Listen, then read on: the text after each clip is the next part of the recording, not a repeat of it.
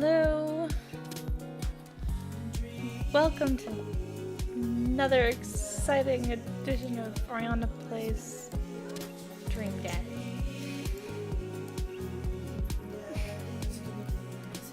Just kind of keep coming back to this one.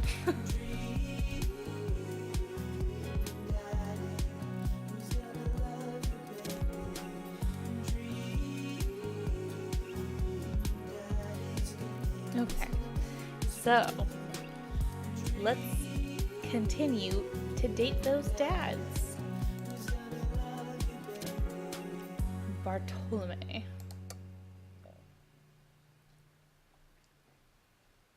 Welcome. You've got dads. None of them are new.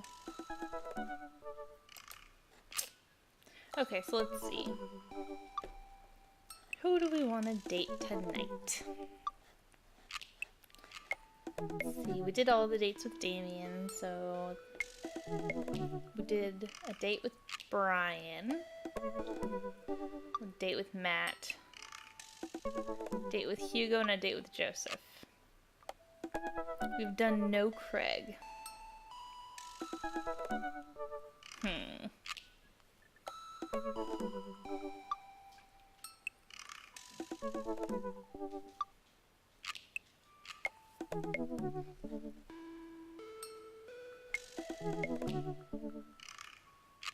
Let's go Brian. Go on a second date with Brian.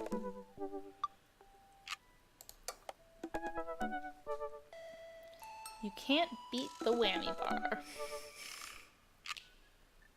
256. Go ask your mother.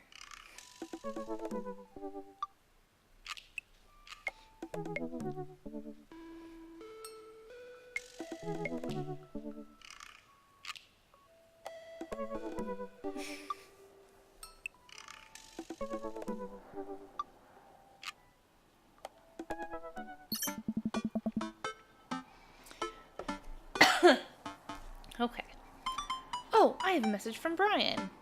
Hey, Daisy and I are going fishing tomorrow. You in or out? Oh no.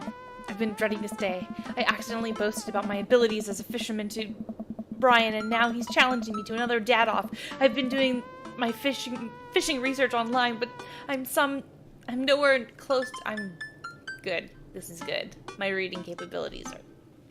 Anyway, nowhere close to being an expert. Still, though, I have to accept. I type back to Brian. Sounds great, man. Super excited to catch all those fish, and my lawn could use another good mowing. That'll show him. Brian responds back, letting me know that tomorrow he'll pick us up at an hour I had previously forgotten existed. Man, it's gonna be a rough start.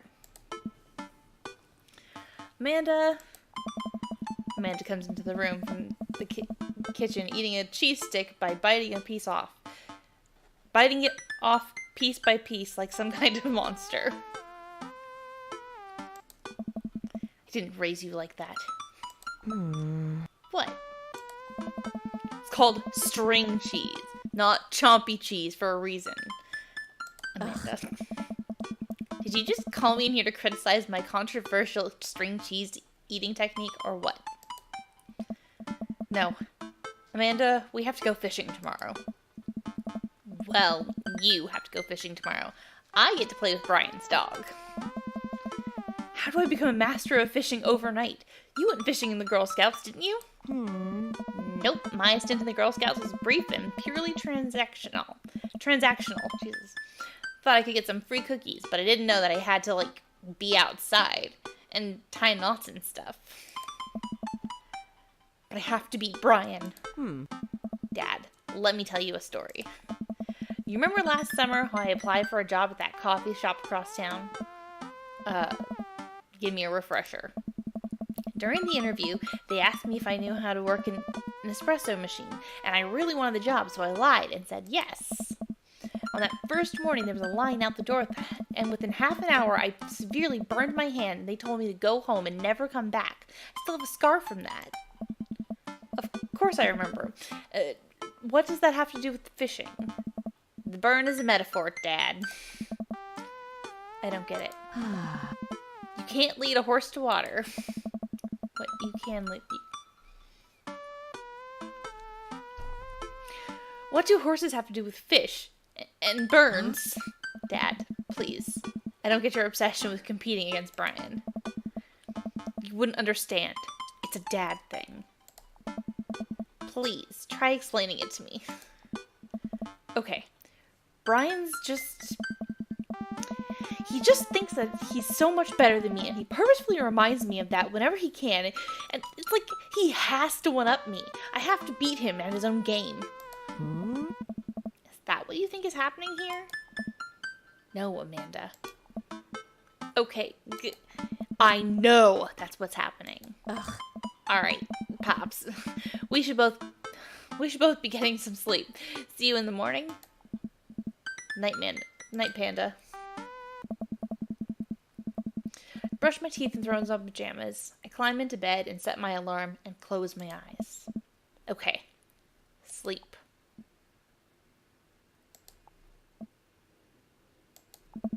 I am wide awake. Can't help but think about the last time I went fishing, hoping that there's something I can glean from it to give me an edge over Brian. I was about 9 years old. My dad woke me up one morning and told me to get dressed and meet him downstairs. It was still dark out. I had no idea what was going on, but before I knew it, we were both alone on a freezing cold lake. I had to sit there for hours while it got hot and muggy, the air thick with bugs. I picked mosquito bites while my dad sat in stony silence, fishing pole in one hand, a beer in the other. We didn't catch anything. The long drive home, my father bought me a pack of cigarettes, and I didn't say a thing. That didn't help. I think I have some repressed sadness about my father. I'll deal with that later. I'm sorry. I'm just sort of reeling from that story.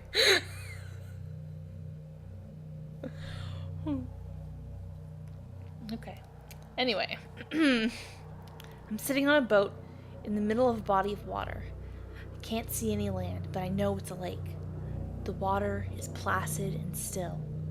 I'm holding a fishing pole. I don't understand why, but it feels like my life depends on catching fish right now. I cast my lure into the water and wait, and wait, and wait. My whole being is filled with hopelessness as I watch the line disappear into the depths below. You used the wrong lure. I look up and see my father, just as he looked that one cold morning, disapproving. I'm panicking now. I pull the lure up and try to grab a different one, but all of the lures in my tackle box are the exact same. I look up to my father for guidance, but he's gone. I try casting again, but I can't hold my footing. My boat tips over and I fall into the water, sinking further and further. I see the multitudes of fish that had been lying just below the surface, all swimming around me as if to taunt me. One fish swims up to me. He has Brian's eyes. You gotta use neutral buoyancy lure if you're trying to catch trout, buddy. I jolt awake to the sound of my alarm. It's fishing day. That would explain the weird dream. I groggily sit up, slip on clothes, and get ready.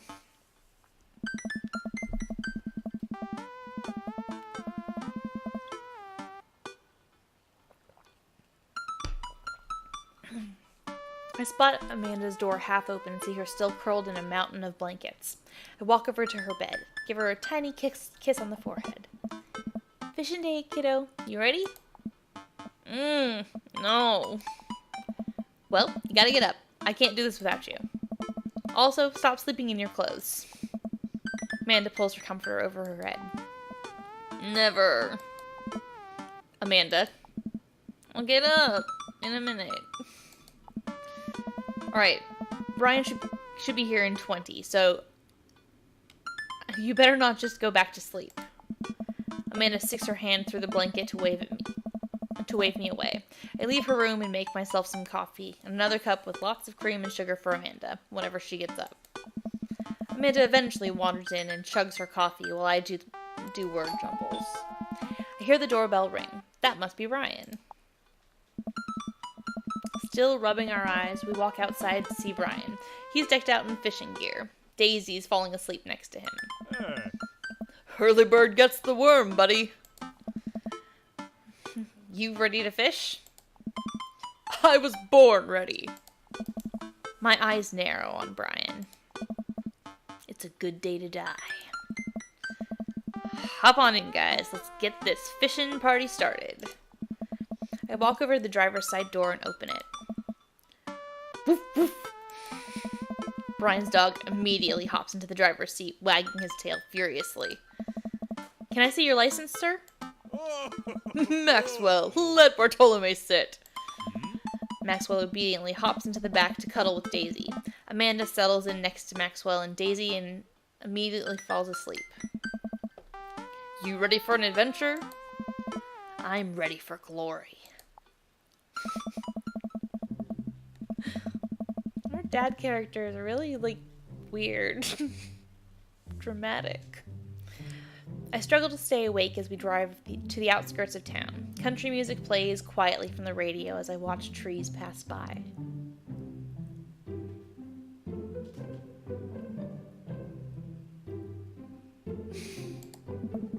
So, where exactly are we headed? It's about an hour north of here. A little spot I've been going to since I was a little kid. My dad used to take me there all the time. I don't think anybody else knows about it. I brought everything we need so that we can catch some trout, have a nice little fire, and enjoy the nature. My fishing pole is in the shop, getting it tuned up. Do you maybe have an extra I could borrow?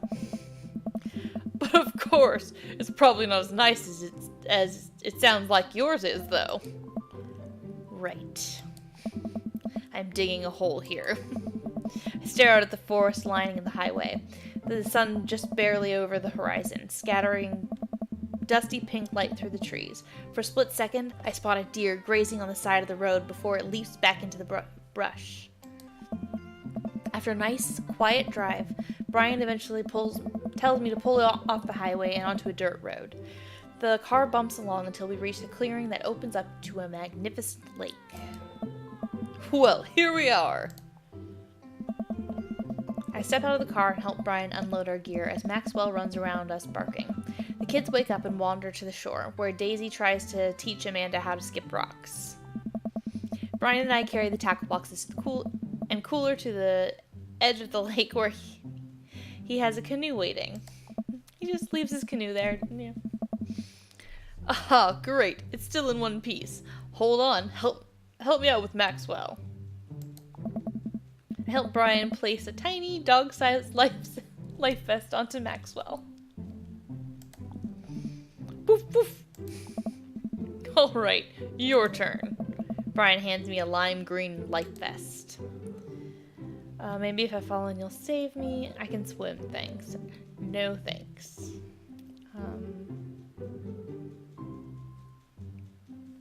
I don't like any of these options.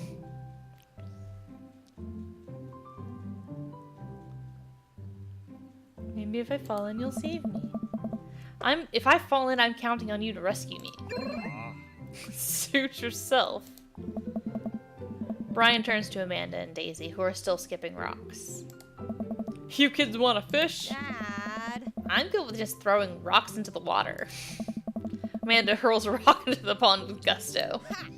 Yeah, take that, water. Amanda, you're supposed to be skipping them. Ah. Is that what we're doing? Daisy, do you want to fish? I think catching fish is kind of inhumane. We're gonna explore the woods and look at bugs and stuff. Alright, be safe. Don't go too far. Brian puts the life vest around himself and we throw all our equipment into the canoe. Maxwell happily jumps in and takes his place looking out the front of the boat. I get into the canoe as Brian shoves off. We paddle together to get ourselves to the middle of the lake. Most freshwater fish usually feed at dusk and dawn, which is why I had to get you up so early.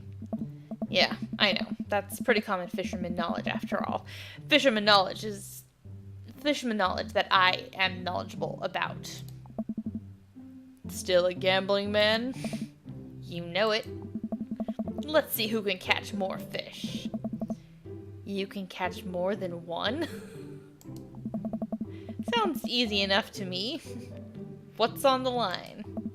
Besides all the fish I'm gonna catch, obviously. Oh. I was thinking something a little more high stakes than mowing the lawn. Custody of our children? More than that. Let's say, if I win, I get your weed whacker. The Whack Master 2000? That's a limited edition. But if you win, you get my pole saw, the Reach and Cut 3000. The cordless version? That's the one. Shit. The Reach and Cut 3000 is state of the art. My weed whacker is a prized possession, but there are hard to reach branches in the back of the yard that have been begging for a pruning. You're on. We shake on it.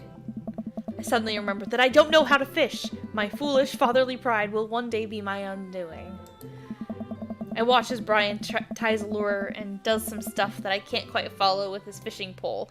He casts into the lake. Oh boy. Now I have to do that. I stare down at the tackle box and at the pole in my hand. Put some bait on the hook, insult the fish, stretch before physical activity. Because I'm such a pro fisherman, I anticipate a lot of quick and physical movements over the course of this fishing session. To prepare for such activities, I will now stretch my body so that it is limber and ready for battle. Hey. That's very responsible of you. I do a few calf stretches, some bicep pulls, and crack my neck several times. I bend over to try to touch my toes, but I just can't make it happen. I can barely get the tips of my fingers past my shins.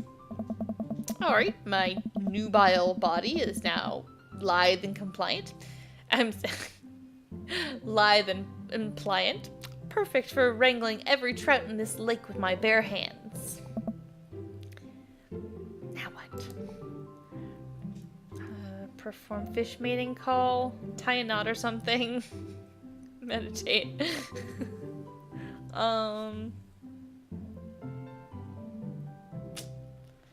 I'm torn between tie a knot or something and perform fish mating call.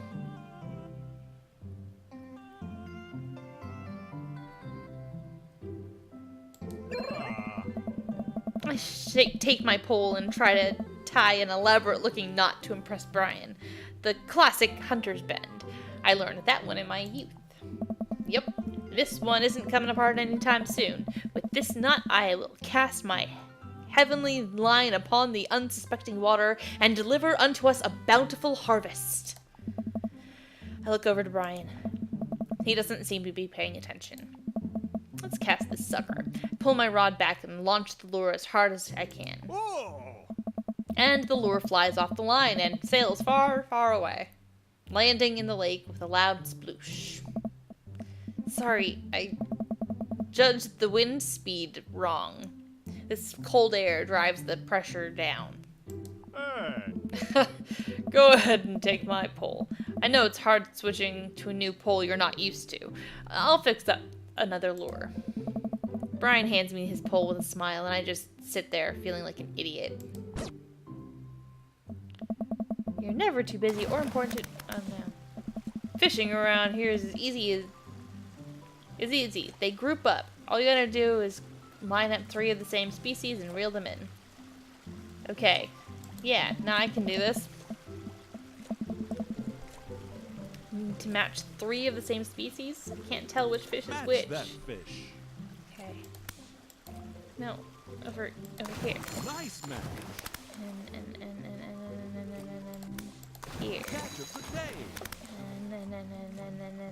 Ooh, here. Match of the day. Yeah, man. And Nice match. yeah. Oh. No, no, things are happening all over the place. Okay, and Now you're fishing. no. No, you bitch. That's not what I was trying to do.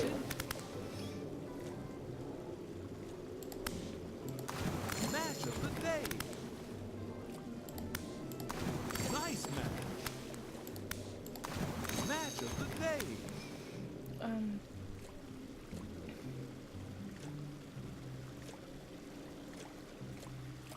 There we go. Match of the day. My brain went away. Okay, Now you're fishing. Nice match. Nice match. Now you're fishing. Catch of the day. whoa, man. No, that's not what I was trying to do. Catch of the day. Nice match. Catch of the day. Oof. Look at me go. What? That was wrong? Oh, shit. Well. Match of the day. Ooh, well. Catch of the day. Nice match.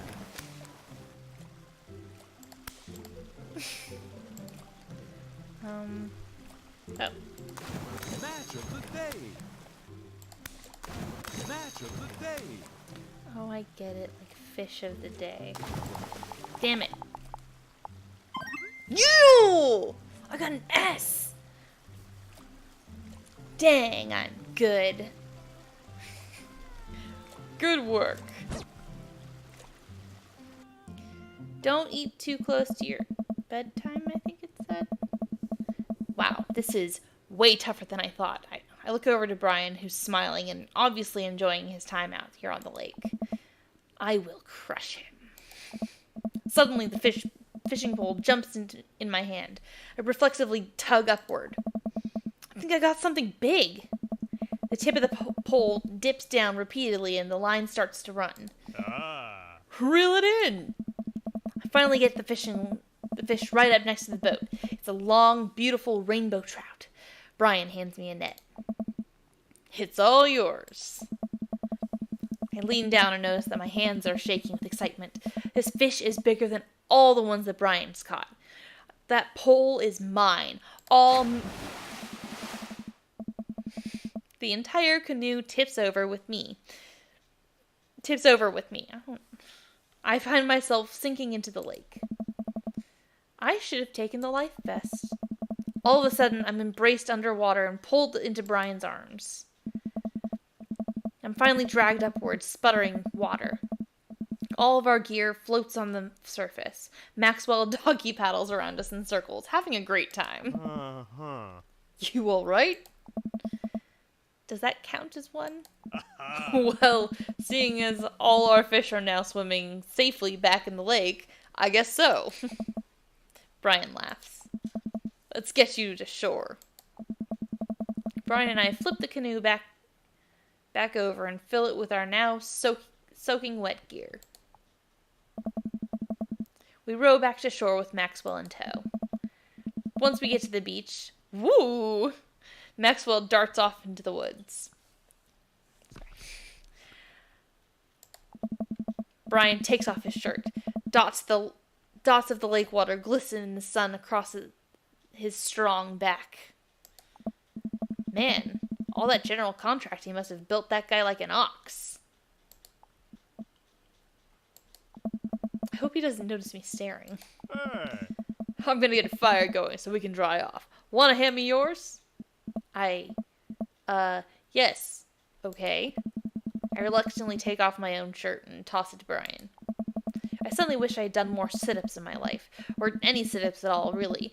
Another thing you've bested me in, stupid sexy Brian. Stupid sexy Flanders. You might as well fry that shirt up. Seems like it's the only lunch we'll have. Ah. The day is young. We can fish from the shore. Ow. went to sleep. Once Brian gets the fire going, I sit and try to dry off my pants. Brian sets a couple of lures in the water's edge. Shadow at the water's edge. We're probably going to have to put the kibosh on the competition for now.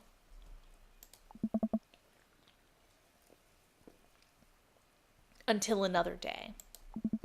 My stomach growls. You hungry? Oh, I'm fine. Brian reaches into his cargo shorts and pulls out a few granola bars. I have a small child. I'm flush with snacks. Brian joins me by the fire and I accept the cargo short granola. Well, you put it that way. And now we're back to waiting. Where did the girls get off to? Shouldn't they be back by now? Huh. I wouldn't worry about it too much. They're a couple of smart kids. Yeah. I'm concerned. They keep putting Amanda on the same level as these like little 10 and 11-year-olds. And it's like she's 18 years old. She's an adult. I don't know, man. It's weird. That's what I'm worried about. They're too smart. They've probably established a small rural government by this point and installed themselves as leaders. I take a look around, the sun cresting the tree line, casting the entire lake in a warm golden glow. The forest seems to be coming alive now. Birds chirp in the distance. Wow. Nature is beautiful. A mosquito bites me. I slap my neck and curse. Nature sucks. Here you go, bud. Brian hands me a bottle of bug spray. I begrudgingly take it and douse myself. Ugh. Always hated how this stuff smells. Really? I've always kind of liked it. Reminds me of being outside. I'm outside, man. This is my whole shtick. It's the only thing I do. Maybe you and I have different sentiments on the outdoors. Maxwell comes bounding up to me and a huge stick in his mouth. He drops it at my feet and looks at me expectantly. Look at that baby. Throw the stick toward the woods. Fake out throw. Break the stick in half to assert your dominance. I don't like these. I don't want to send the doggy out into the woods. Oh, alright. I got eggplants. I hurl the stick. I assume that that's like the best one.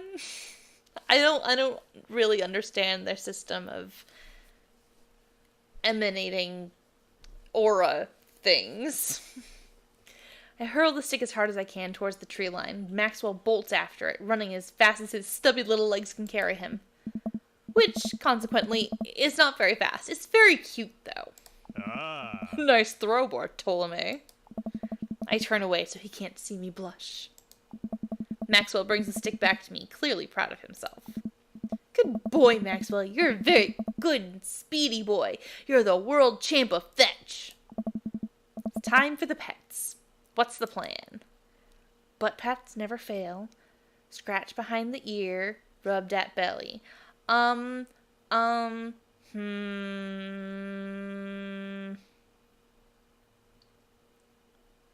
on, long dog. Him on him belly rubbed. Maxwell rolls over and lets me rub his belly. He wiggles on the grass, clearly loving it. Aw. I feel like a bit of a third wheel here. Where are my belly rubs? I'm so flustered I can barely say anything. I just focus on petting Maxwell and hope Brian doesn't notice how I'm sweating. How much I'm sweating. Whatever, man. While I'm playing with Maxwell, fish begin routinely pulling on Brian's lines. I watched Brian effortlessly fillet the fish, squeezing a bit of lemon on them and frying them up. Ooh, this sounds really good. Frying them up in a cast iron pan. Before we know it, we have a feast fit for a couple of shirtless dudes. Which they are. A couple of shirtless dudes. Amanda and Daisy emerged from the woods, looking totally unscathed. Whoa, Dad Bod Patrol, I'm gonna have to issue you both citation and demand you both put your shirts on. There are children present. Brian tosses me my now dry shirt. I pull it over my head, thankful that I will no longer be distracted by Brian and his pecs.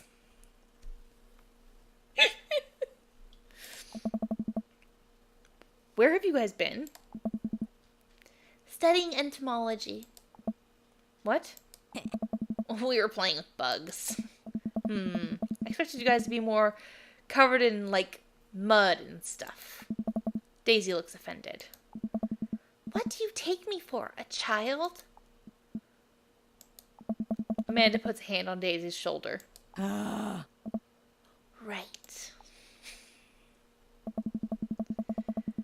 We take a seat around the fire, and Brian serves us all generous piles of plates. Of fish on paper plates. Of plates on paper fish, you know? Like you do.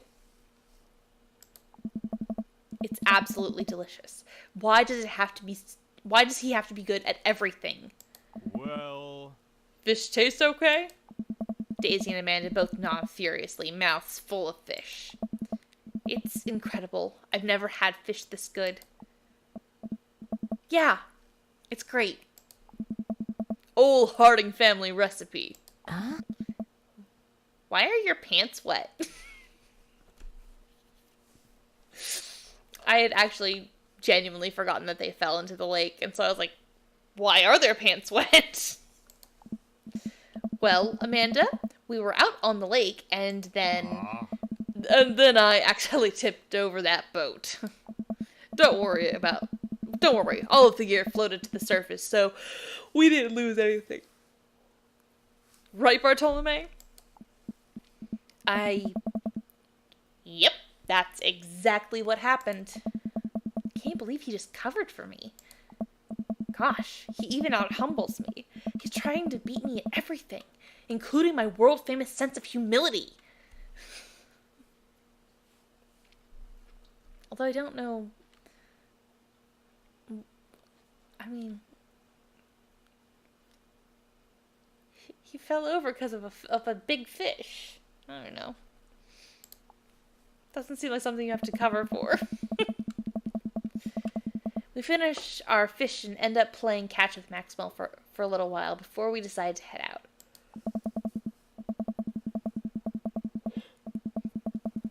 After cleaning out the camp, we pack up the station wagon and let Maxwell into the back seat. The poor pup falls asleep in a cuddle puddle with Amanda and Daisy. They've had a long day. Been an ordeal today, bud. Let me drive you guys home. I want to prove that I'm the most awake dad on the block, but yeah, I'm beat. Fine. As we drive away, I take one last look at the lake disappearing behind us and smile. I rest my head against the window, and the low rumble of the dirt road beneath us lulls me to a peaceful sleep. I miss that. Hey, sleepyhead. That's just so fucking creepy and weird. I don't know. I don't like that. I open my eyes and realize that I dozed off in the car. I self-consciously wipe a bit of drool off my chin. Oh, hey, I was resting my eyes. Just in case we suddenly have to jump into any sort of conflict. So I'm super awake for it. And ready to fight. With my strong arms. It's all good. You earned some rest, buddy. Thanks for coming out with us today. Doing his low voice is like triggering me to yawn. I had a lot of fun with you. Thanks for inviting us. I also had fun, actually. Glad to hear it. Take it easy, yeah? You too. Take it the easiest. Brian chuckles to himself as he unloads the car. Amanda and I get inside and immediately collapse onto the couch. Long day. Yep. I was so close to that pole saw. Pole saw? Yeah, Brian and I were competing to see who could catch the most fish, and... Ugh, stop! Why do you care so much? Amanda Panda, just look at the guy. He's so obviously got my number, and he's rubbing it in my face. Ugh. He's rubbing my face in it. Dad, I love you. But you're kind of dumb sometimes. Dumb, or clearly the superior dad? You know what? I don't have any of the energy required to properly unpack your weird fixation with asserting your masculinity. I'm going to bed. Night. Amanda slides off the couch and face down onto the floor. I am a tired slug. Amanda, that floor is disgusting. I don't care. Well, night, honey. Night, Pops. Eat plenty of carbs the night before a big game. Date complete! Yeah. Oh yeah, that's right.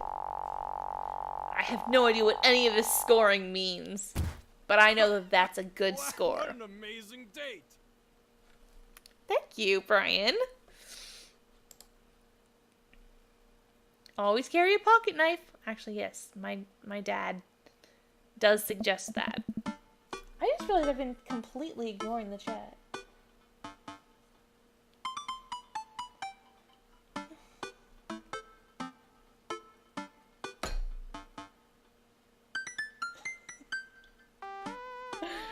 Oh, the chat is the Ray Ray show, and I love it. It's been a long day. I'm just about ready to pack it in.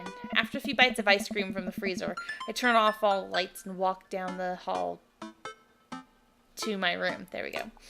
Couldn't get that out for some reason. I wonder if Amanda's still awake. That kid needs some sleep. As I pass her room, I can hear a faint sound, but I can't quite make out what it is. I get a little closer. Is she crying? I knock gently on the door. Hey, Amanda?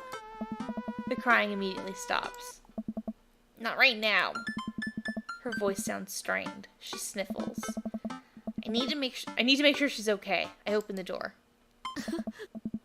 In the dark, I can see Amanda's outline in the middle of her bed, knees hugged up against her body. Is everything okay? I don't want to talk about it. Did something happen, or leave her alone? Did something happen?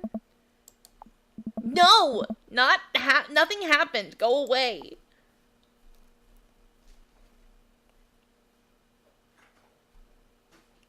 Do I leave her alone to deal with it? Because that's what I would have wanted. To be left alone.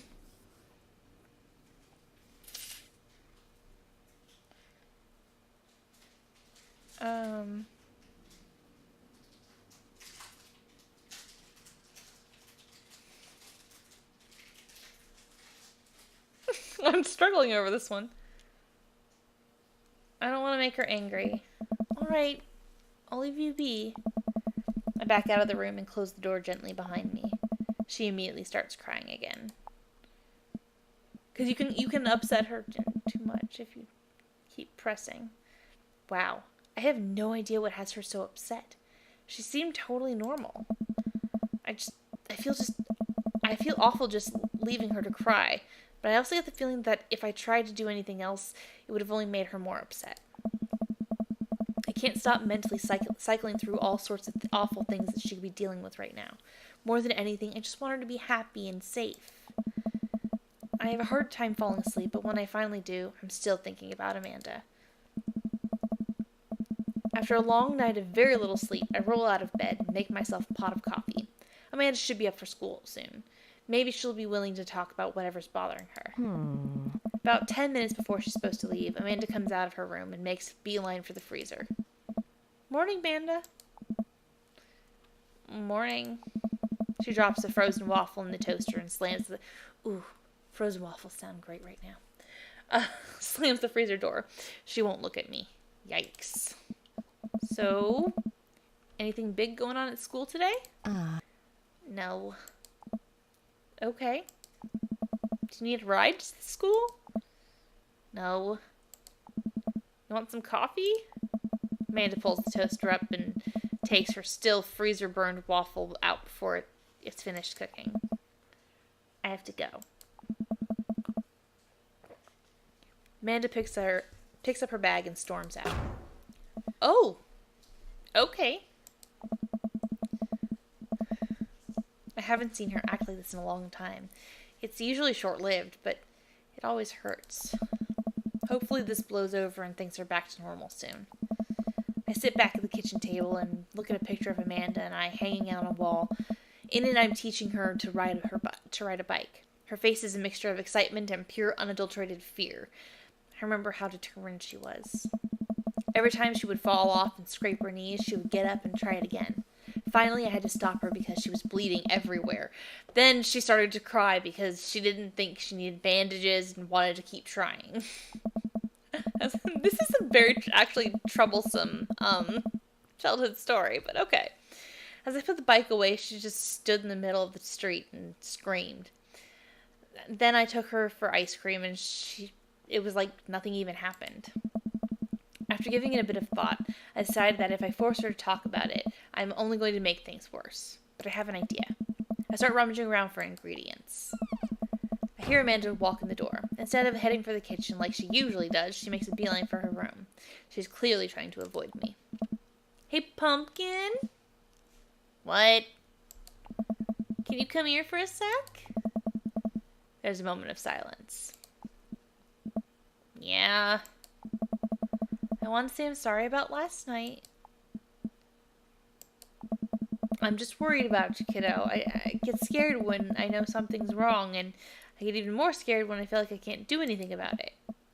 Dad, So just, whatever it is, and you don't have to tell me if you don't want to, but whatever it is, just know that you have a dad in your corner who wants you to be happy. Honey, you know I'm bad with words, so I was hoping I could speak a language we both understand. I pull a cake out of the refrigerator and place it on the table. Hopefully the frosting has set by now. Ta-da! Dad. It took me a really long time because I ran out of red frosting somewhere around sad and had to start over, and this is beautiful. Sorry you're sad, but I support you 100%. This is beautiful. It's strawberry. Amanda gives me a big ol' hug. Ooh, strawberry. This sounds so tasty. Everything sounds so tasty right now.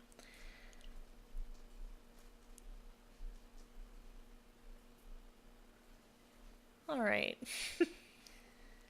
I grab some plates and forks and serve us up some delicious cake.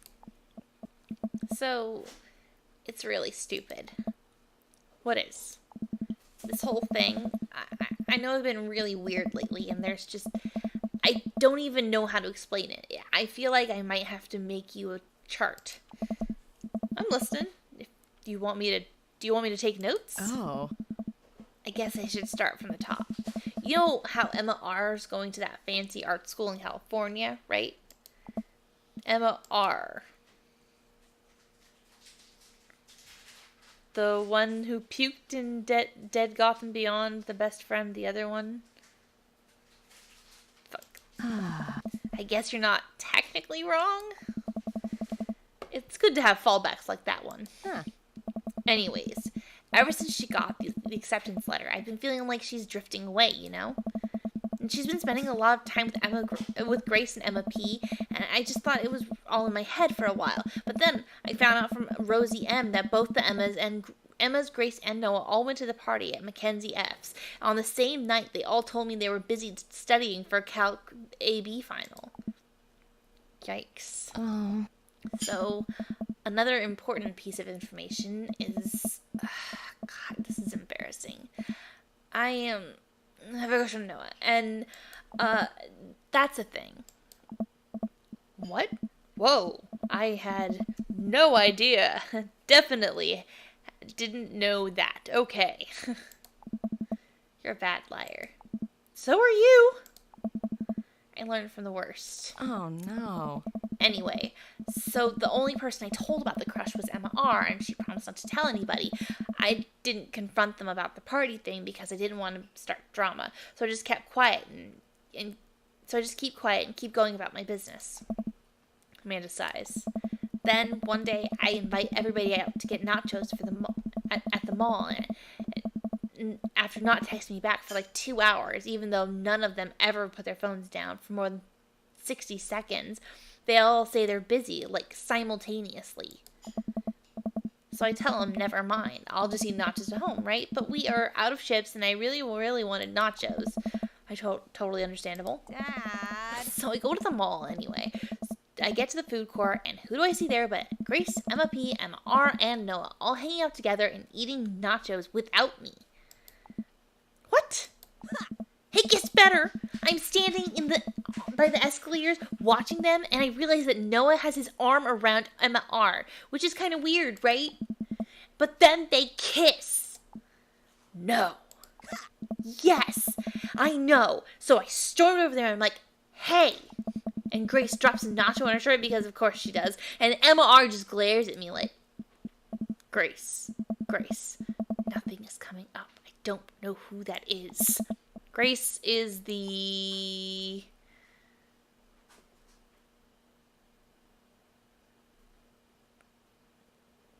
boring one?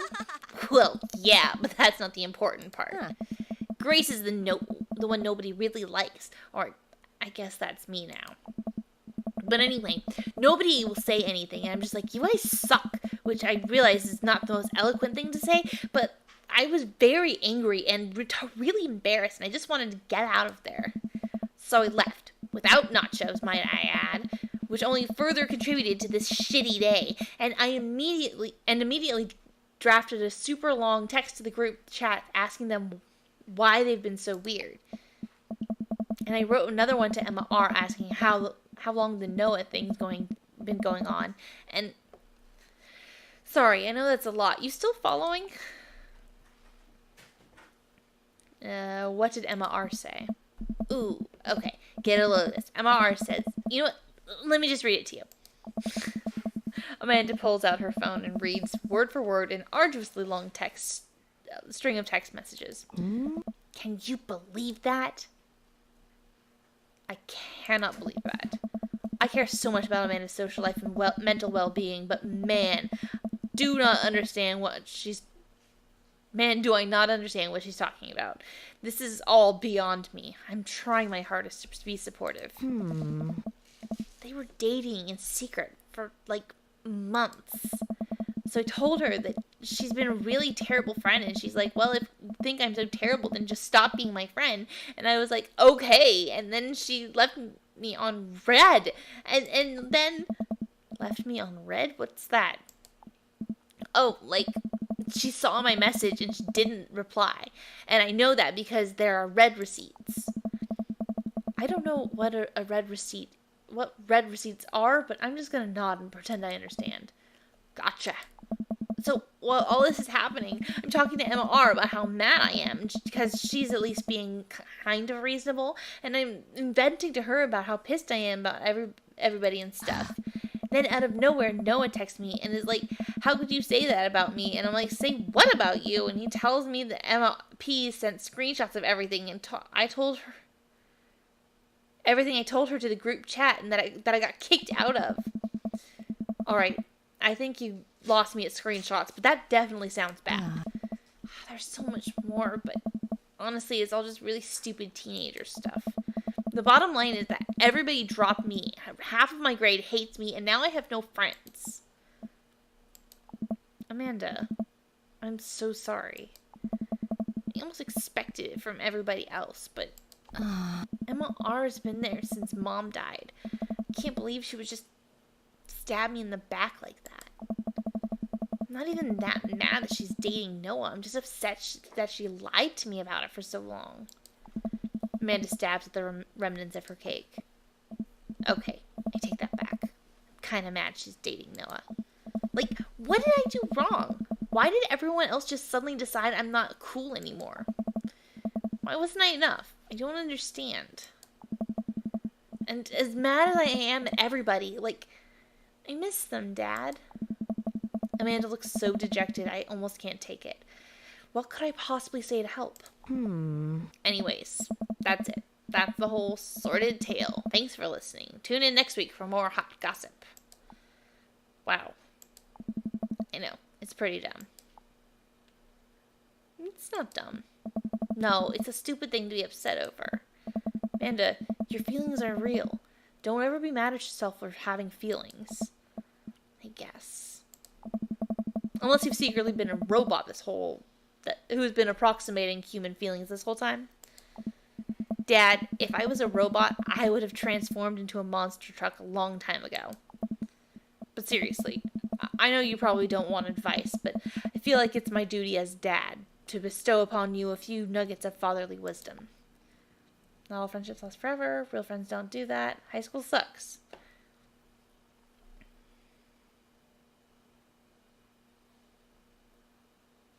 Not all friendships last forever. People are going to come in and out of your life. That's just how it works. Not every friendship is going to last forever. So cherish your friends while you have them. And when it's over, don't dwell so much on the bad stuff. You had some good times with MR, but you guys grew apart. Learn from it and keep moving forward. There are so many new friends to make, and they're gonna be so much cooler than MR and the rest. Ultimately, I think this says way more about their character than it does about yours. Because you're amazing, and if they can't see that, well, that's their problem. I'll keep that in mind. I looked down at the table. Did we just eat that whole cake? Ah. Yes, we did just eat that whole cake. Whoop! Good talk. Amanda gets up to go to her room. Before she closes the door, she turns around. Hey, Pops. Yes? Huh. Thank you. You are always welcome. Love you, Amanda. I love you too, Dad. Oh, she said it. I don't have to read it. She said it. Stand up for yourself. Don't let anyone disrespect you. Welcome. You've got dads. I've got dads. Look! It's a new group thing. Hugo and Damien. Let's do a little side mission.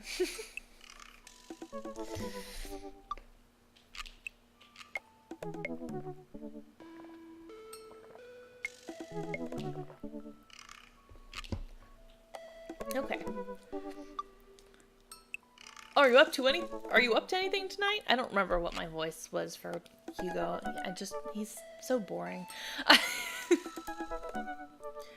Hugo and I were planning to go to the art walk downtown, and we're wondering if you would care to accompany us. I would normally write a letter longhand, but I've run out of the distressed parchment paper. Whoa. Why can I see Damien and Hugo's chat? Am I a hacker? But I don't have a hacker alias. The feds are gonna bust down my door any minute now. I've got to destroy this computer.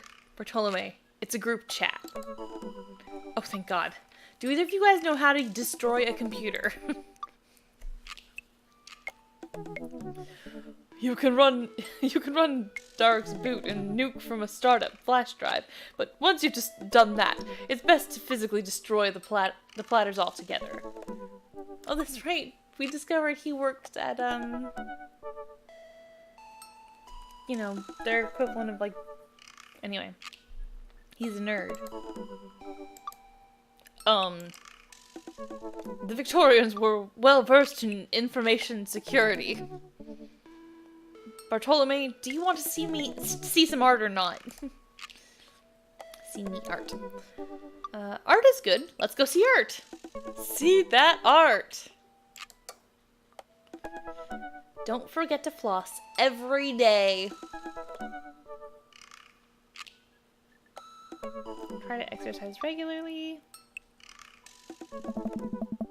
Damon and Hugo invited me to the monthly art walk in downtown Maple Bay.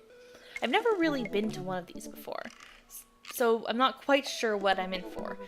I think I'm here a bit early. I don't see Damien or Hugo around anywhere, and I feel just a little uncomfortable standing among all these fancy art people. There we go. Okay. Turn around. It's Joseph. Joseph, what are you doing here?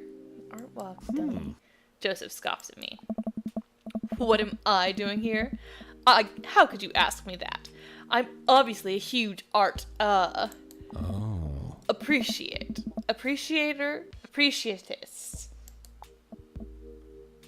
Oh. Yeah. Okay, fine. Damien invited me to this art walk thing. I'm guessing he invited you too. Yep. Admittedly, a little out of my depth here. Thank God. I thought I was gonna be the odd one out. Are you allowed to say that? Say what? You know. Thank God? Yeah. Yep, I actually get double points when I say it since I'm a minister. Oh. The point is, you get into heaven, and that's how it works. Anyway, where are the guys? I look up and spot Hugo and Damien, who seem to have just arrived at the gallery. Good eve, good eve, good eve. Evening, friends. Who's ready for some art? Hugo, I'm sorry, you bore me. Art is dead and nothing is real. I don't think that one will go over well.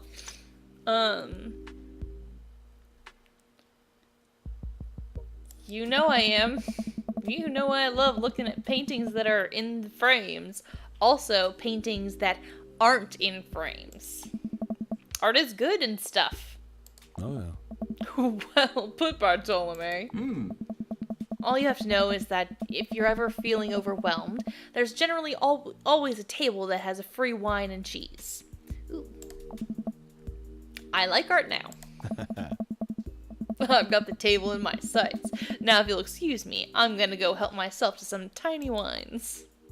Talk art with Hugo and Damien, or get tiny cheese and wine. What? Cheese and tiny wine. Jesus. Especially Brian. I don't know.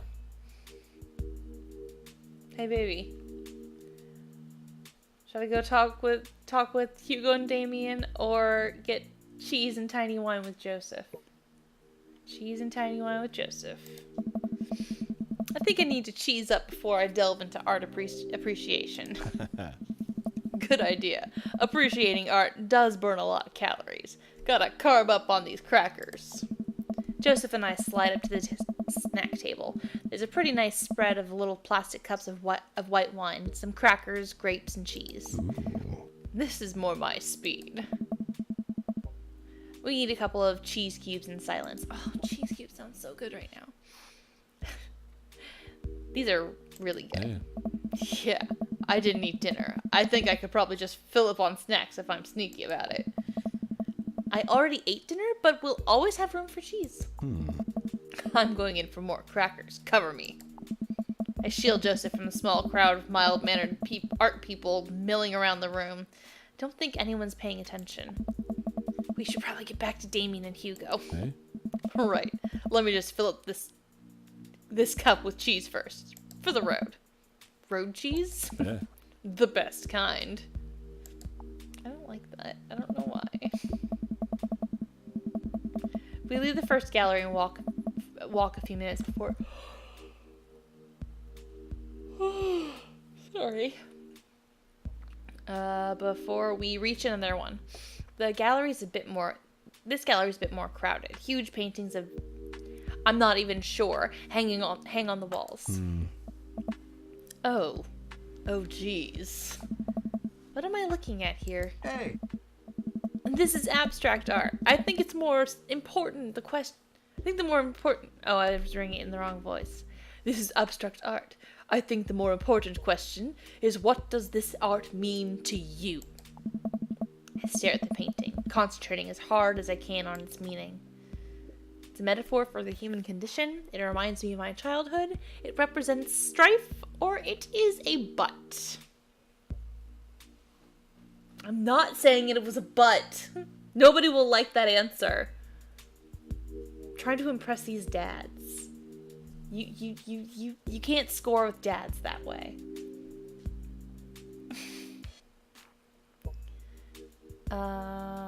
It represents strife. It's a profound statement on the commonality of the struggle of survival. Hey. That's really powerful, Bartolome. Care to expound on it? Just kidding, it's a butt, or with pleasure? Let's keep going. Let's keep pulling this out of our asses. These vivid, simple forms communicate a solemnity that is betrayed by the raw expressiveness of the brushwork, which, in a way, speaks to the essential nature of human experience. The scars left by the passage of time and the turmoil of contemporary life are both contextualized and deepened by the rose-colored echoes of pre-Oedipal consciousness. Yeah. Slow down there, Bartolome. Do us a favor and keep it simple. It's a butt. Oh. Everyone else stares at the painting. Yeah, that's definitely a butt.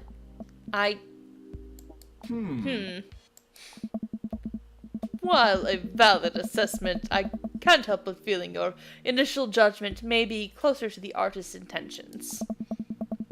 Maybe you're underestimating how much the artist liked butts. You are a servant of the Lord. Oh. We're all God's creatures, even butts. Oh.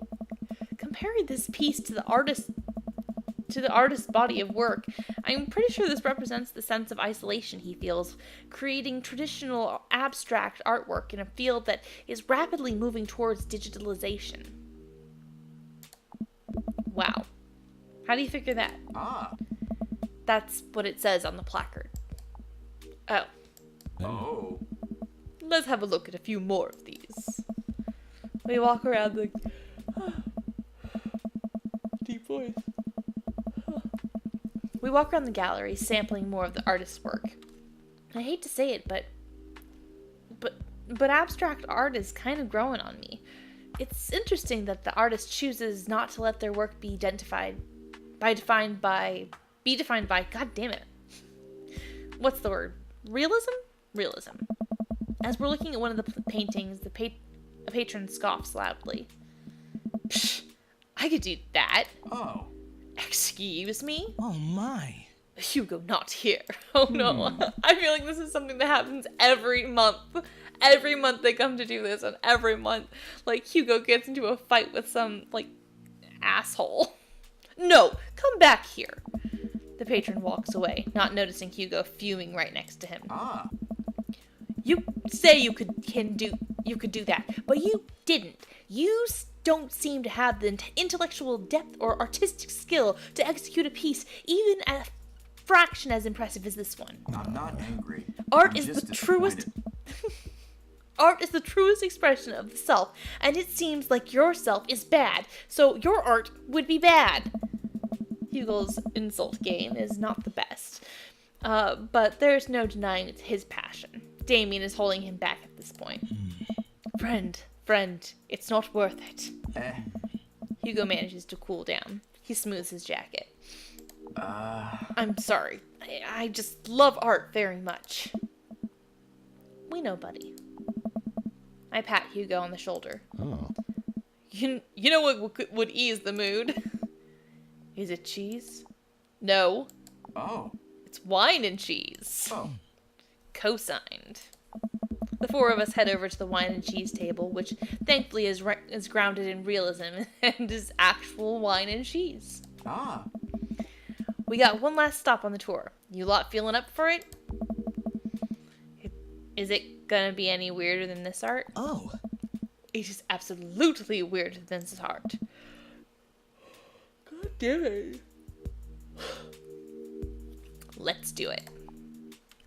Oh. Damien, Hugo, Joseph, and I walk over to a performance in the street. Several masked performers in leotards undulate wildly on the ground, screaming at both at each other and us. Norm MacDonald! Norm MacDonald? What? So, quick question. Shoot. What is happening? Ooh, I second that question. Performance art. What does it mean? Again, I suppose the very same question to you. Again, I pose the very same question to you, Mr. Perez. I forgot I named him Bartolome Perez. The very humanity of being human, fear of existence. They really like screaming. Butts? Fuck it, I'm going with butts. What do you think they're trying to say? Oh. I believe it's less about what they're saying and more why they're saying it. I think there's something special about the performance art, with almost every other form of art. Music, painting, photography, the artist uses their medium as a conduit for their emotions. Oh. With performance art, the medium is the artist, the purest form of purest expression of raw human emotion. It's art as catharsis. That's beautiful, Damien. All right, that's it. I can't date these two. They clearly belong together.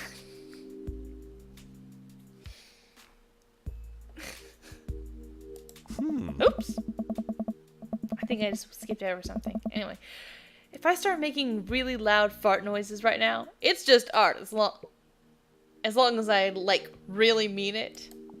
Damien fixes him with a hard stare. Oh, yeah. Yeah. I was gonna start making fart noises, but based on the look on your face, that joke isn't gonna play well with this crowd. Ah. Oh. Wise. Hey.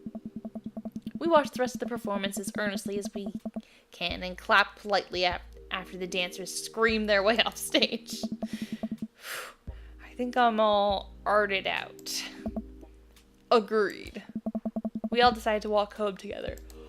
Ah. We make our way back to the cul-de-sac. Tiny wine and tiny cheese sloshing around in my stomach.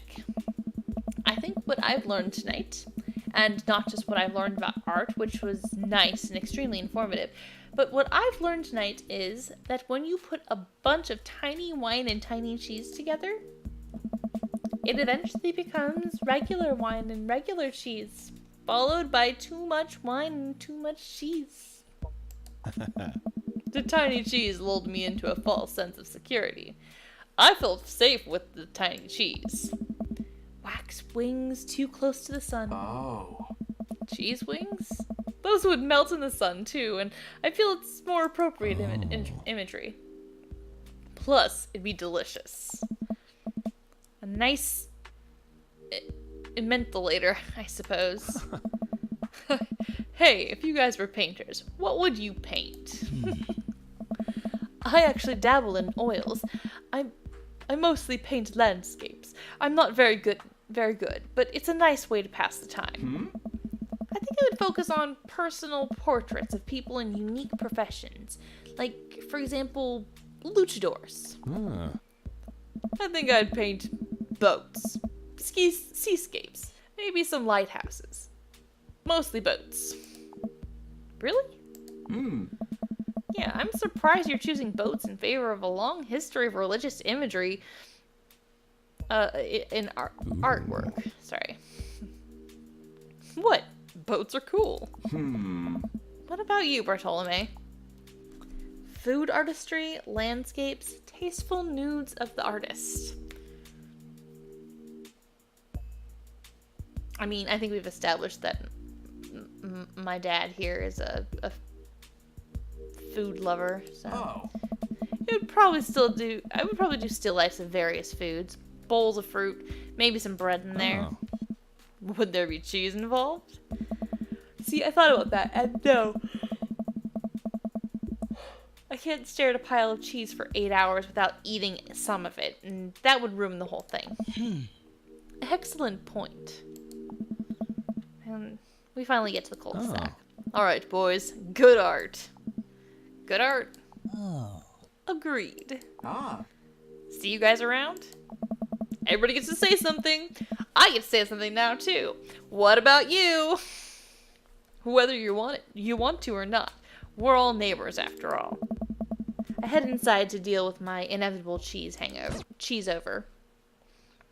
Drinking too much water can cause water Welcome. intoxication. You've got dads.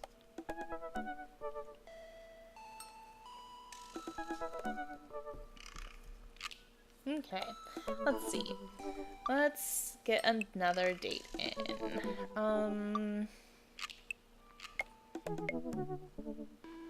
I don't know. I'm feeling Hugo right now.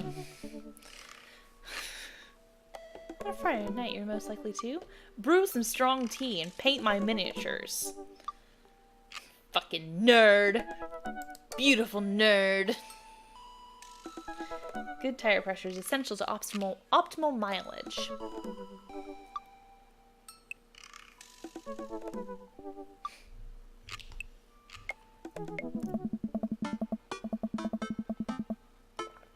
I should take Hugo up on his offer to hang out. I had a lot of fun with him at the aquarium. That's right, the aquarium where we had to rescue a kid, or make a kid come out of the fucking penguin enclosure. Good times, good times. I should take Hugo up on his offer to hang out. I had a lot of fun with him at the aquarium. I know I read that, but I had to reread it. I type out a message to him on Dad Book. Hey, still want a cheese board? What? Hugo responds within a few minutes. Colin is still being a humongous shithead. He won't stop sending the same picture of Jackie Chan in a mesh shirt to the printer, and it's a nice picture, but it's wasting all my paper. Whoops, sorry, meant that for another teacher. But seriously, he's insufferable. There's pictures of Jackie Chan everywhere.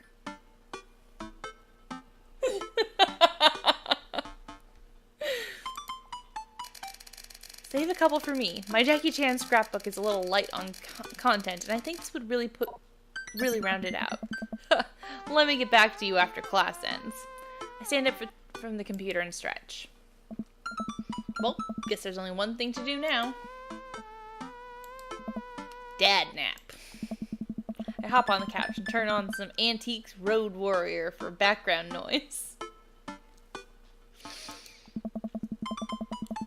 I got this ornate cabinet from a yard sale for $5 in 1982. To be told that it once belonged to a Confederate general is a huge surprise. This will feed my family tribe for weeks. This will feed my tribe for weeks. My family tribe. What?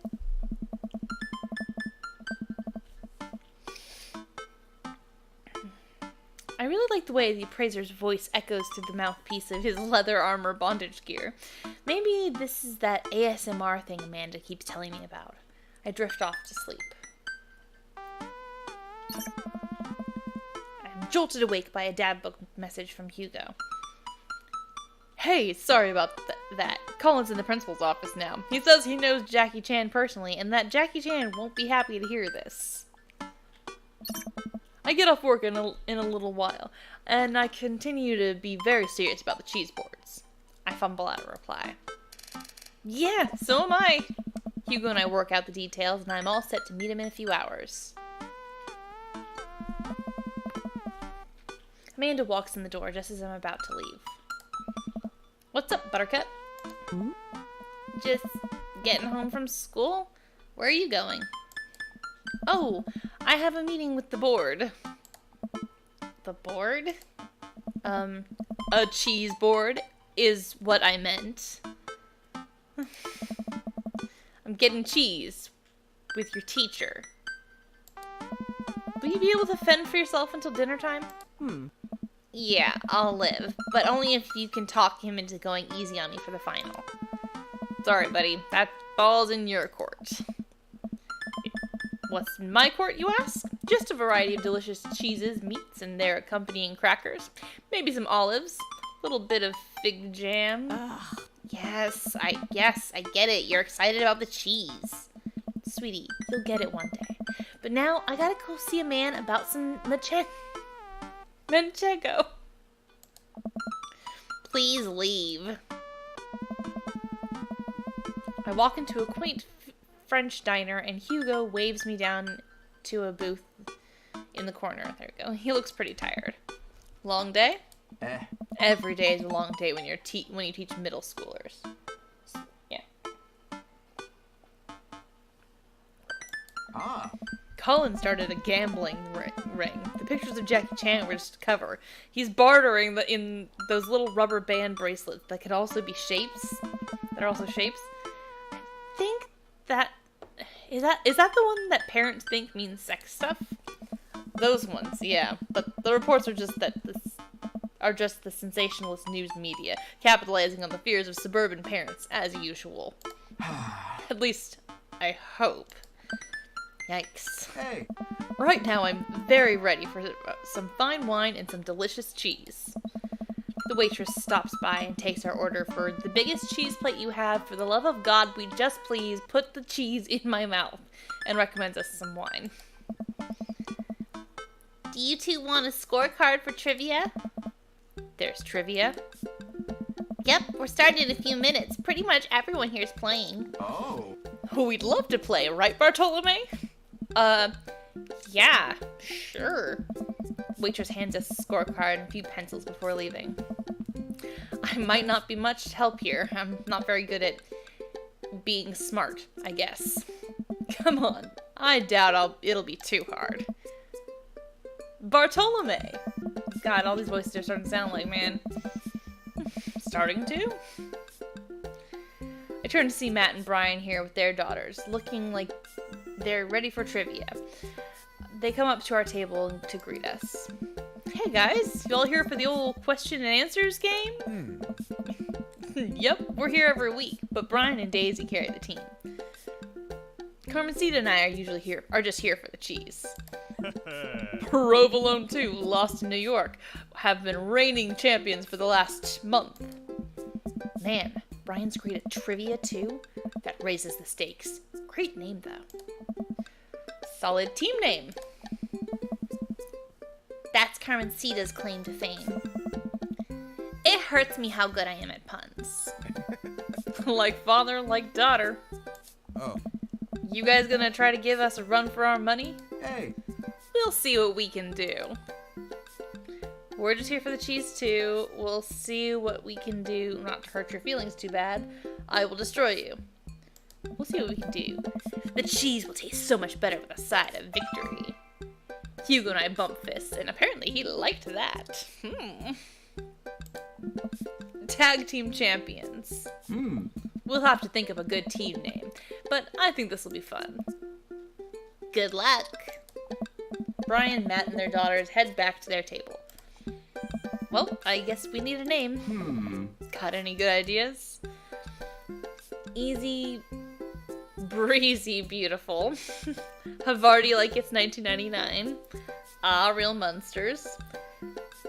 Craigslist Swiss connections. Oh, I love them all. Havarti like it's 1999. That'll do just nicely. Waitress comes by with our cheese board and we revel in its glory. Already I can see a piece of cheddar with my name on it. I pair it with some strawberry preserves and slide into dairy-induced ecstasy. There's such a fine variety of cheese and I can't speak right now, guys. This isn't fair. That I'm positively overwhelmed. A quick dip into the seasoned nuts, a slice of savory yet salty Gouda, or perhaps a focaccia crisp, topped with honey and cheese. Honey and goat cheese. Stop laughing.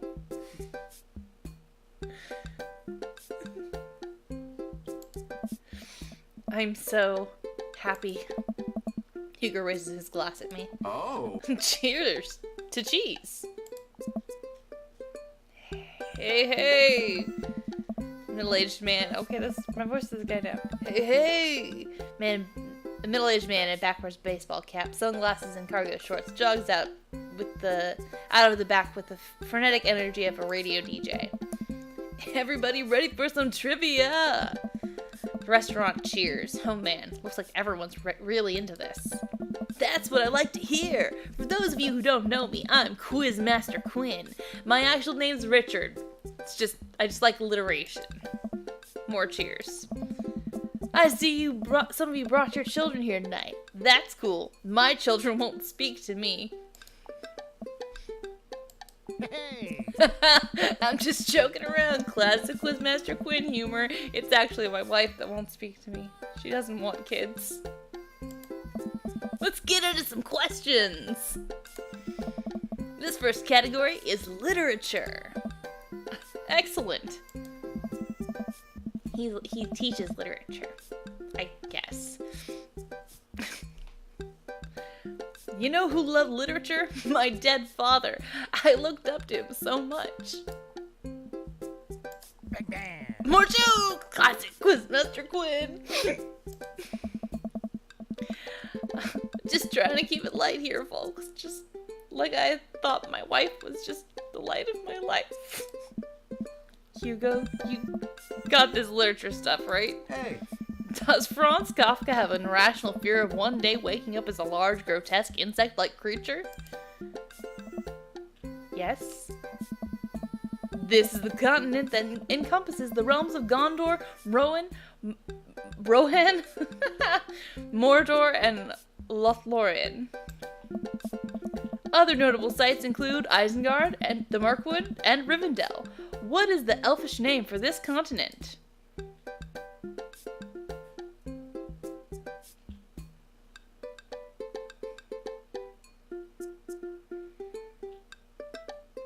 I'm blank. Oh no.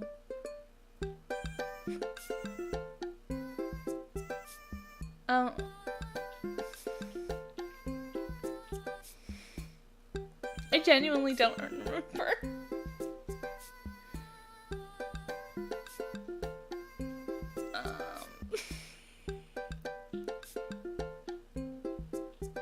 It's not Hoth. I know that. I'm not 100% that it's not Endor.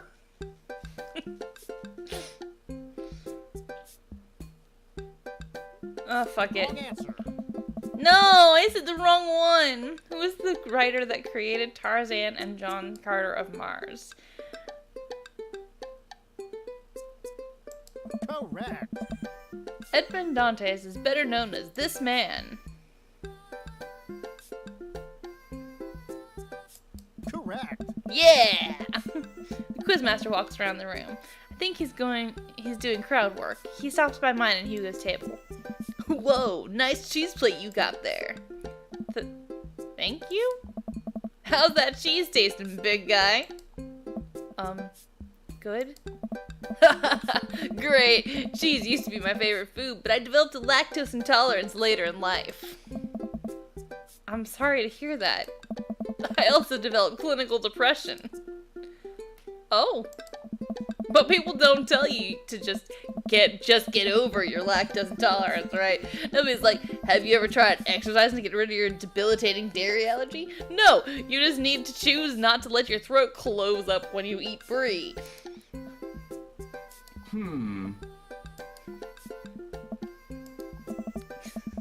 Does it scan? I'm trying to workshop routine here.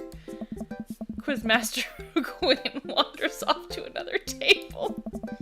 Who wants to start the next round? More cheers from the audience. The next round is cinema. Alright. Oh man, I love movies. Sometimes I'll retreat into them for days on end obsessing, because obsessing over a fictional universe is easier than engaging with my real emotions and problems. Frodo Baggins, am I right? Is he okay? Oh. I think it's just his character. I hope. How's your cinema? Ah. Spotty. I don't know a lot about movies, but if there are any questions about bad horror movies, I can be of service. That's an interesting one. It's a bit of a guilty pleasure. In Return of the Jedi, what does Luke ask Leia if she remembers? Correct. Yeah! What entertainer makes a fourth wall breaking appearance in the film Gremlins 2? Correct. Which of these 80s horror movies dies... Which of these 80s horror movies dies not... I'm assuming it does not feature an Indian burial ground as part of its setting?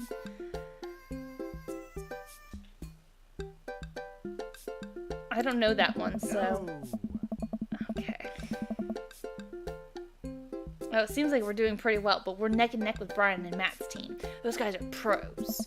There's also 4 of them, and there's only 2 of you. I look over to their table and give them a friendly but competitive nod. I lock eyes with Brian.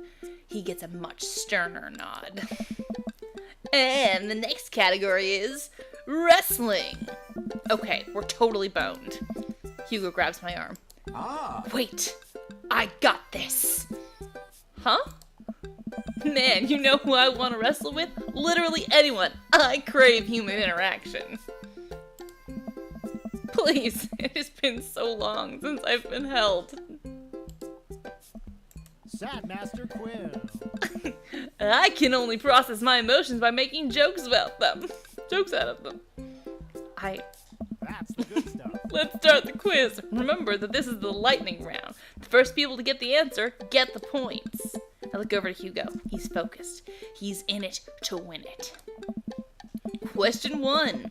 What was the original name of Stone Cold Steve Austin in his debut with WWE? Hey. Hugo's hand shoots up. Yes, the enthusiastic one over there. Steve Austin debuted as the Ringmaster. Oh. That is correct. Points to Havarti like it's 1999. Next question. This city was the location of the first ever WrestleMania. Ah. Hugo's hand shoots up again. Yes, the one who looks like he has known the answer for his entire life. Oh. The first WrestleMania was held in New York at Madison Square Garden in 1985.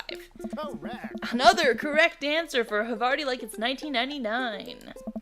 Hugo's destroying these questions. He's so passionate about this.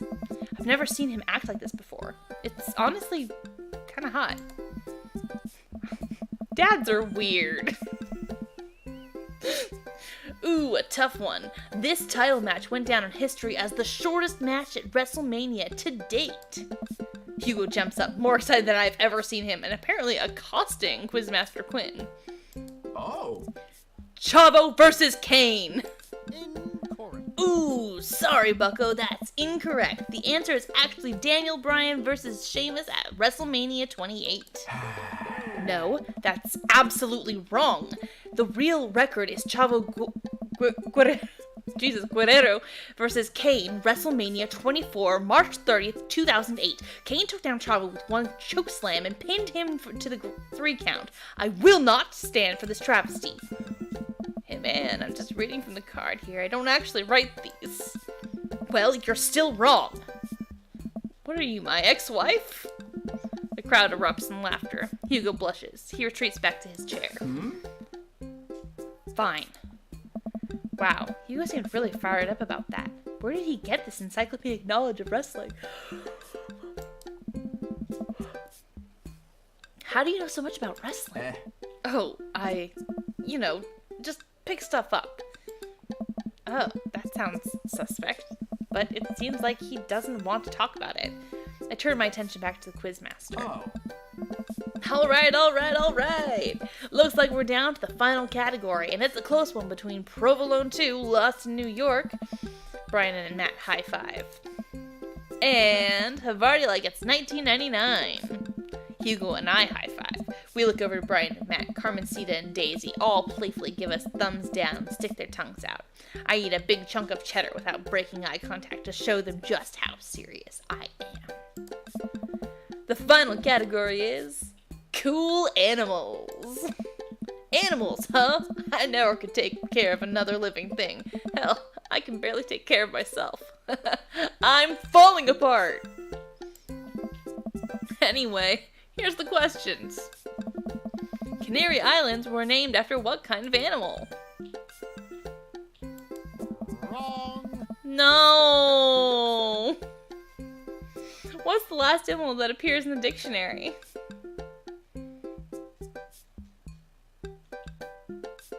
No. Wrongo. No. What mammal has the thickest concentration of fur in nature? Incorrect. Alright, just gotta come out and collect your scorecards and we'll see who came out on top. Remember, the winning team gets $25 to fill Gift cards to Phil's Auto Care. If you need a car part, Phil's will fulfill all your needs. Everyone oohs and ahs. God, I want that gift card. You're not getting it. You answered all of those questions wrong.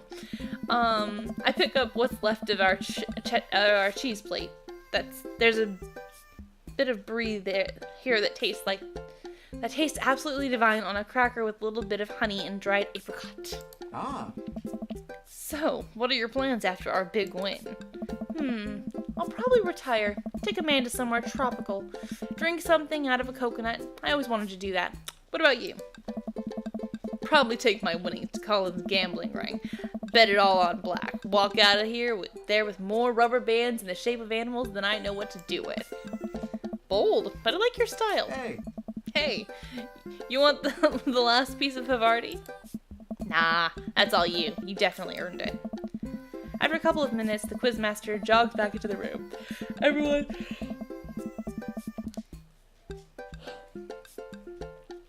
immediately quiets down, waiting with bated breath for the results. Who will win the coveted gift card?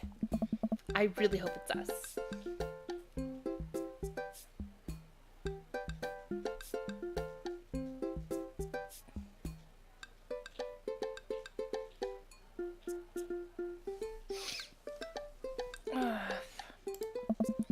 Hey everybody, we've had a great night, lots of goofs and laughs, a little bit of light crying in the back, but that's neither here nor there.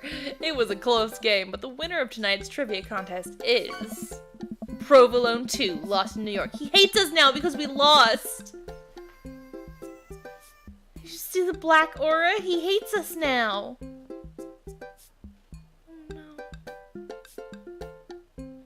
Come on down and get your gift card for Phil's Auto Care, where Phil nominal service is, God, I can't do this anymore. Please just take the gift card. Brian and Matt run up and grab the coupon to bow to the roaring applause of the crowd. I do my best to convey to Hugo a sense of appreciation for his hard work at trivia with only eyebrow raises and a shoulder shrug. We'll get them next time, Bartolome. They haven't heard the last of Havarti like it's 1999. Hugo and I walk back toward the cul-de-sac, full of cheese and a sense of defeat. They're often full of cheese when I play the side mission. Brian's good, but I saw some tactical weaknesses there, which I think we can exploit for the next trivia night. He seemed weak on literature. I think if we can establish ourselves early on, it would hurt team morale. Maybe it would get them more focused on the cheese than winning. You're right. Next time we'll be prepared. Shame about that one wrestling question though. I don't know. I'm not kidding. I plan to write a strongly worded letter to whoever employed that man. Come on. There's gotta be a story there. What do you mean? You didn't even stop to think. You just pulled that wrestling knowledge out like you were there at the ring yourself. Oh, it's just stuff I know. Ask again. Hugo, I figured you'd be better at lying after dealing with every kid in school for as long as you have. It's embarrassing.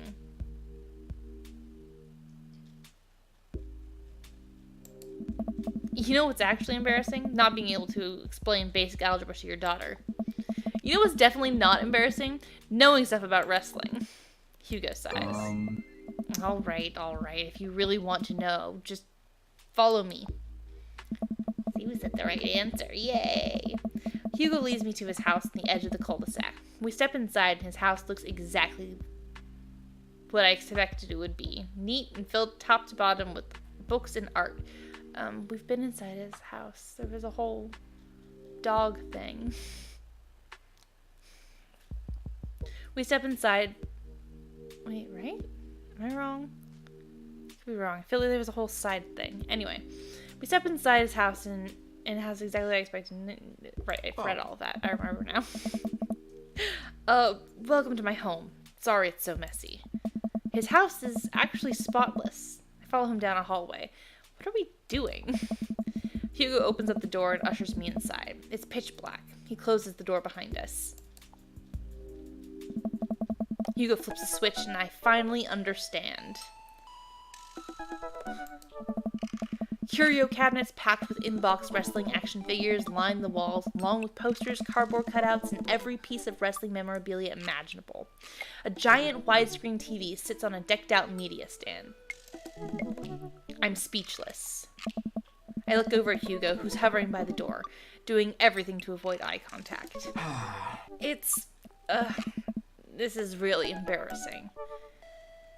This is the coolest thing I've ever seen.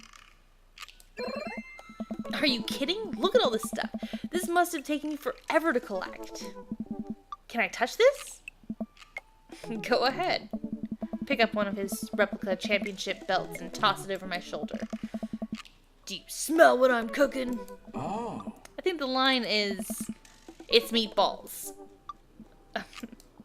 Sorry, I don't watch a lot of wrestling. I just think it's cool how passionate you are about this. Hey. Oh, yeah, I really, really like wrestling. He's blushing so hard right now.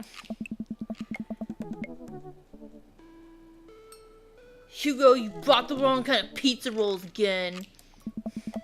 Looks like Ernest just got home. He's yelling from the hallway.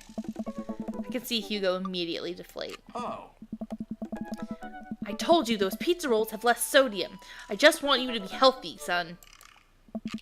Ernest comes into Hugo's wrestling room and looks around with disgust. He notices me and scoffs.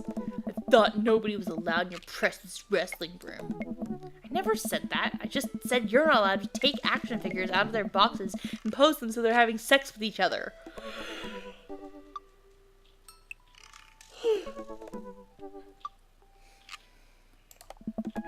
Ernest gets flustered.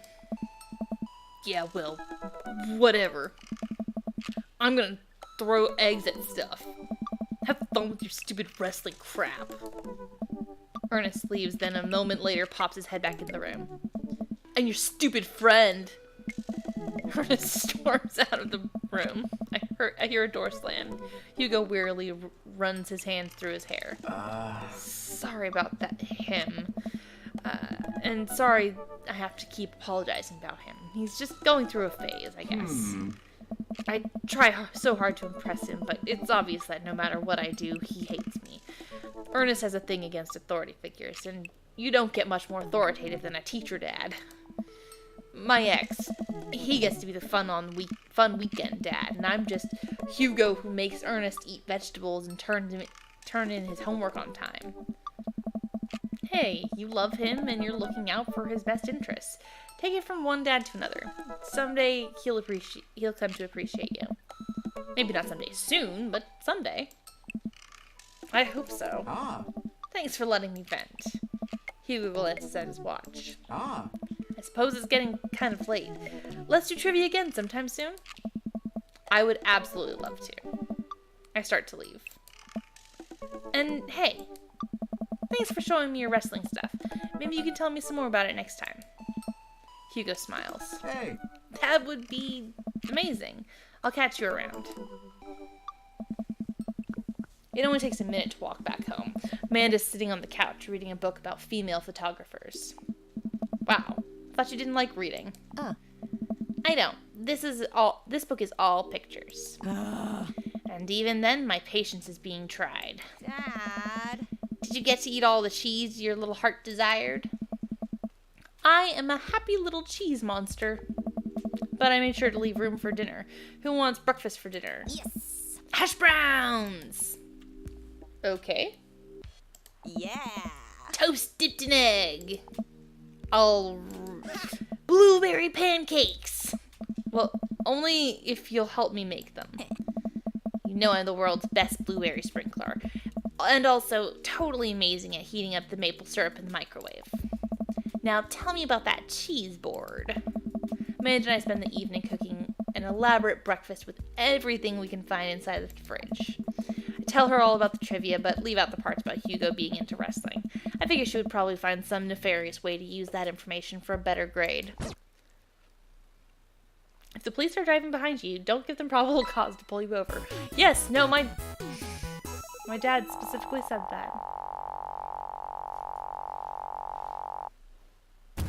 I got an S? Paradise Oh, Lost just got good. found. I was worried he'd hate me because we lost the trivia game. Asiago Getter. Oh, you guys can't see that, can you? I'm not sure. Anyway, that was an achievement I got. Asiago Getter. It's a beautiful night and the air smells so fresh, so I decided to take a long way home. I casually strolled through the neighborhood, taking in the sights and sounds of a suburban city with a low crime rate and wide, walkable sidewalks at night. As I approach the bar, I can hear patrons inside cheering. Oh, I bet the game is on. I wonder if my team is playing tonight. A drop of water hits my head, and now it's lots of drops of water. It's pouring rain. Maybe I should wait this out inside. I order a beer from the bar and settle in. It turns out that my team isn't playing tonight, but I can certainly enjoy the game regardless. The bar is unusually crowded, and feeling of camaraderie over a shared love for the game makes me smile. Sports are nice. I look over to the corner to spot none other than Mary sitting alone in the corner.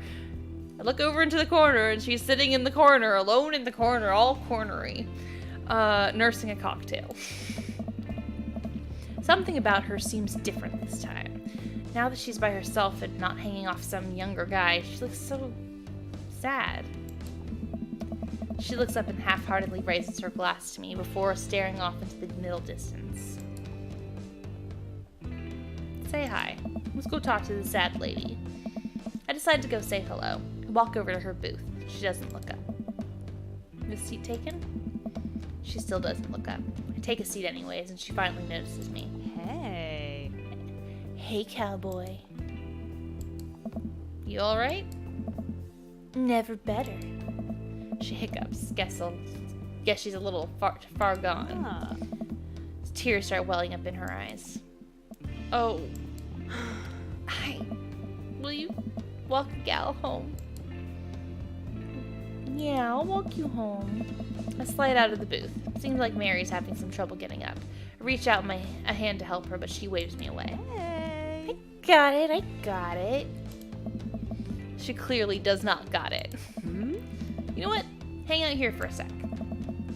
I walk over to the bartender and pay Mary's tab. Hey, I don't know if you remember me, but I live in Mary's cul-de-sac, and I'm just making sure she gets home safe tonight. I know you. Yeah, it's nothing weird, just she usually has one of the bar staff walk her home, but I trust you. She doesn't, go home with... I don't really want to say it. One of the guys she meets... Nah? Ain't her thing. Huh. I head back to the booth. Mary stumbles out of the seat and directly into my arms. It's still raining a little bit. I take off my coat and hold it over Mary's head. Such a gentleman. Let's get you home. Mary and I walk in silence up the street toward the cul-de-sac. I have no idea what to say to her, for fear that she might hit on me. Or not. What did the bartender mean by ain't her thing? I'm enjoying the rain.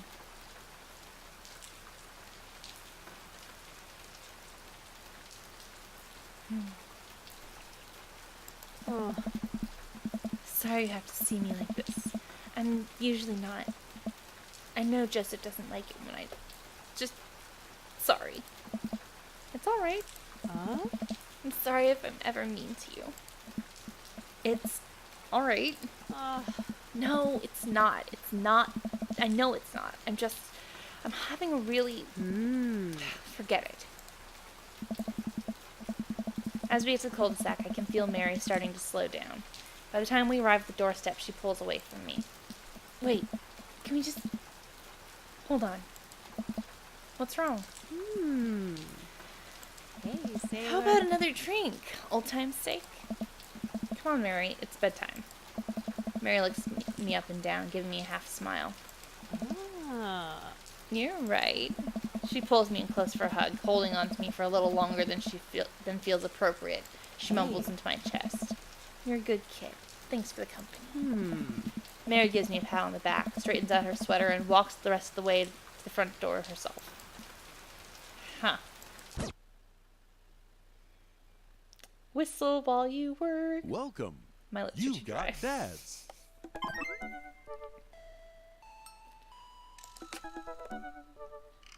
Hi, this is Steven from Dadmazon. I'm out front with your delivery.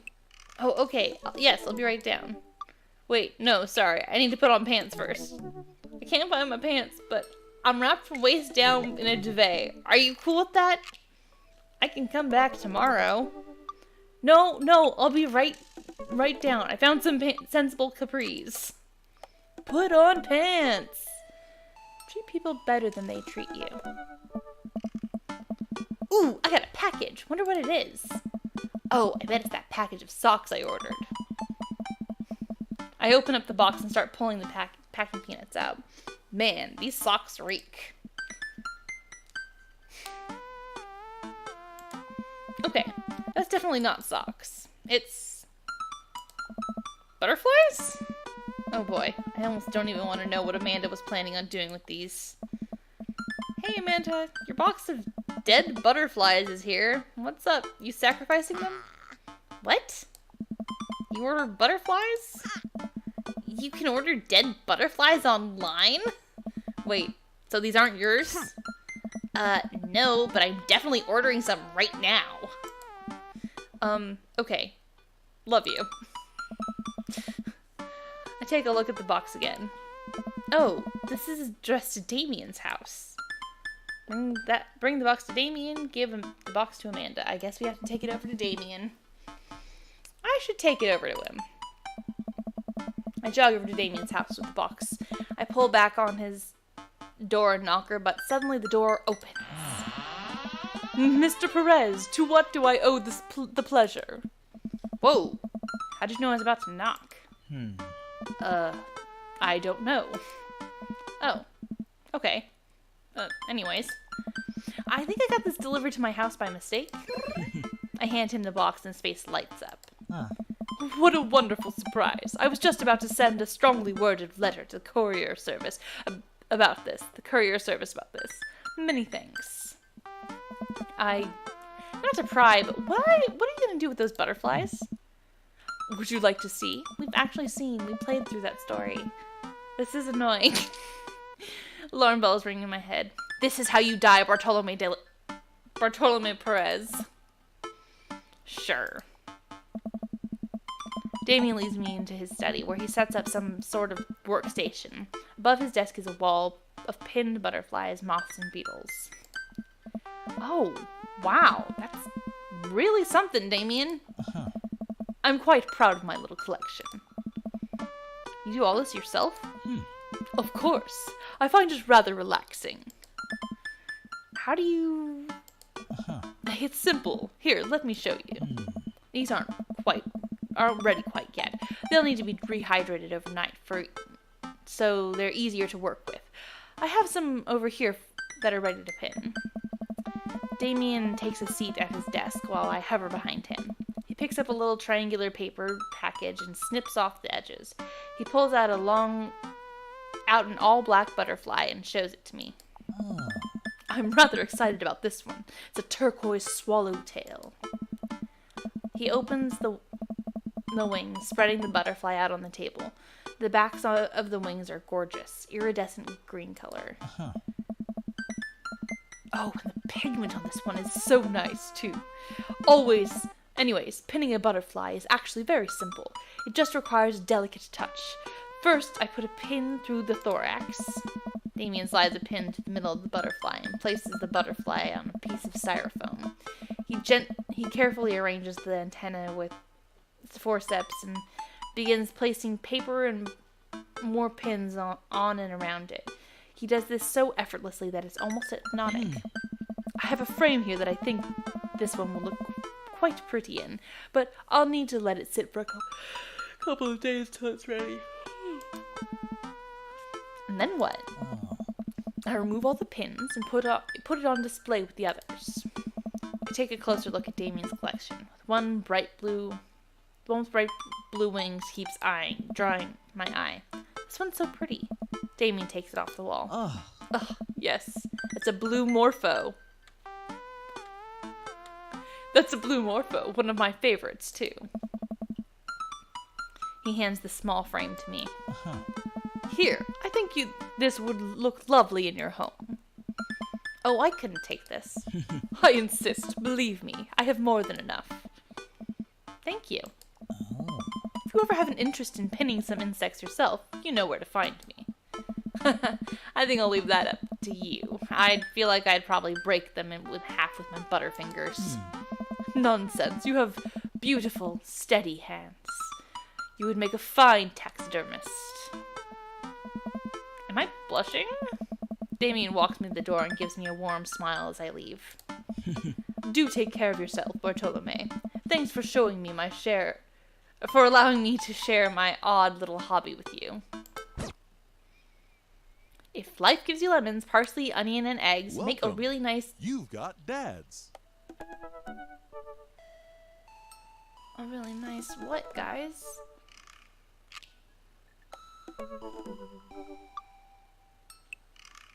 Okay, well, that timed out very nicely.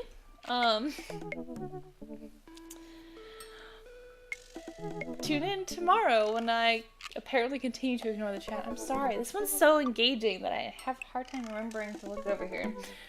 If I had, I'd see that Ray was giving me all the right answers. But yeah, so join me again tomorrow night when I keep playing and keep dating dads and, you know, the good stuff. Hopefully I'll get more of these little side missions. I love them so much. Okay, so yeah, I will see you tomorrow. Have a great Wednesday.